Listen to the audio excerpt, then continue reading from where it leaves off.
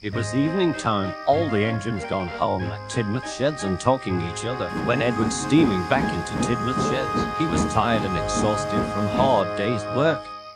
"Hey, Edward, you looking a little deflated," said Thomas. "I was speaking to Sir Topham Hatt about the tracks section at Gordon's Hill, which is worn out and they need to replace tracks in the next day." Edward said, "But you have to be careful, otherwise you might end it up like 1940. "Who's 1940? asked Percy. "Did you really know about Soda's World War II in 1944? inquired Edward. "No." "Why?" said Thomas and Percy. "Because I will tell you a story." And everyone listened as Edward told his story. "A long time ago, during World War on Soda, this tank engine didn't have a name, just the number 1940. He was ruthless, rude, being so cocky and refused to advise, disrespectful toward the other engines despite his gestures with his clumsiness attitude. But one fateful day that what he get to his last moment, he was assigned to carry explosives vans to other side of the island. I told him that. I said, now 1940, this train required delicate handling and explosives, which is caution. If you making one stupid move, you will blow up into pieces." And 1940 said, You can't tell me what to do, old slow grandpa scrap. And now if you'll excuse me, I've work to do." And 1940 left us the word watch. 1940's attitude gone so bad, this might be end of him. As 1940 approached toward the other side of the island, the side of track embankment began to shifting and gave way, and 1940 plunged off the embankment, followed by the explosion.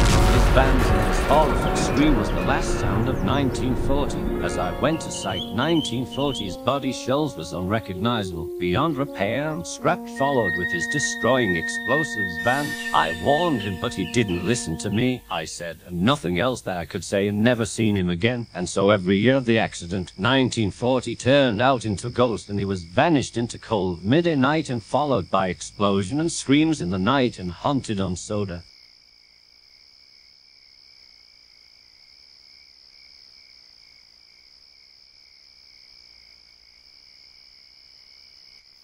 "What a rubbish," said Gordon. "The engine falling off the embankment. How could be so?" "Well," admired Edward, "this is a legend of ghost of 1940, and taking care being your caution, Gordon."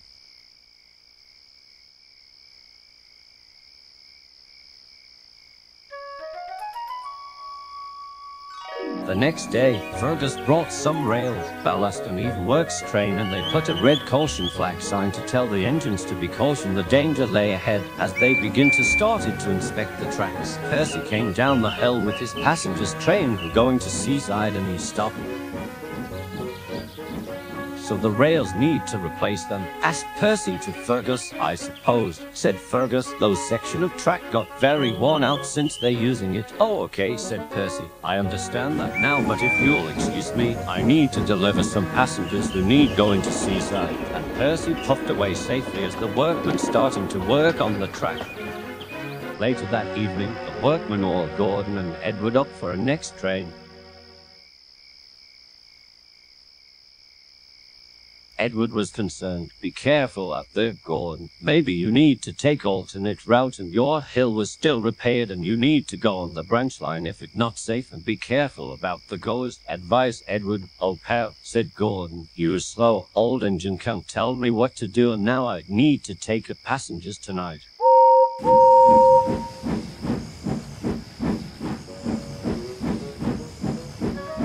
Night, the weather changed, with rain and mist all around on Soda, and Gordon found it hard to see. "No, the signalman who's made a mistake." I got steady, Gordon. "Don't want to get to accidents now," said his driver. "I've done once before," said Gordon, "and I will show Edward a thing or two." But there was trouble ahead. Gordon didn't know that workmen already removed the tracks since an hours later.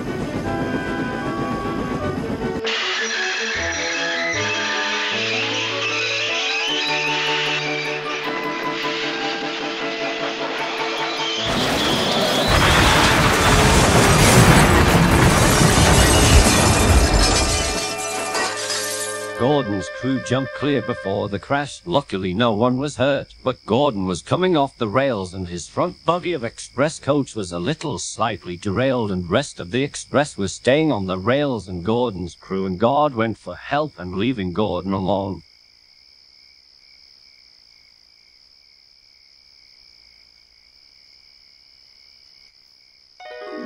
As the time passes on, Gordon heard a whistle in the distance. Who's there? No one replied.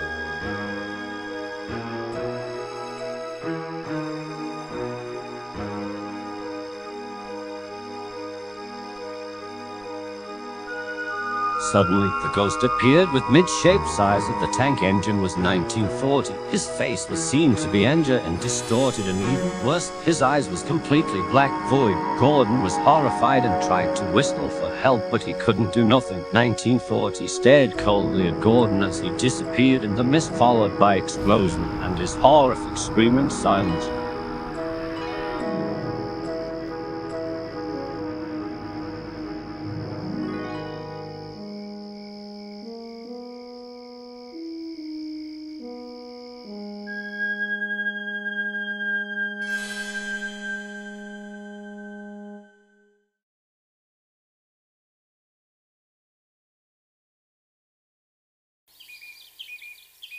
The next morning, Gordon was finally derailed, and Sir Topham Hatt spoke sternly to Gordon. "Gordon, you can't blame the signalman who caused a human error, but you've been a little predicament," said Sir Topham Hatt. Gordon blushed in embarrassment. Well, Gordon," said Edward, "haven't you seen a ghost back there?" Gordon never talks about a subject of ghosts. He ever believes if he see a ghost of 1940,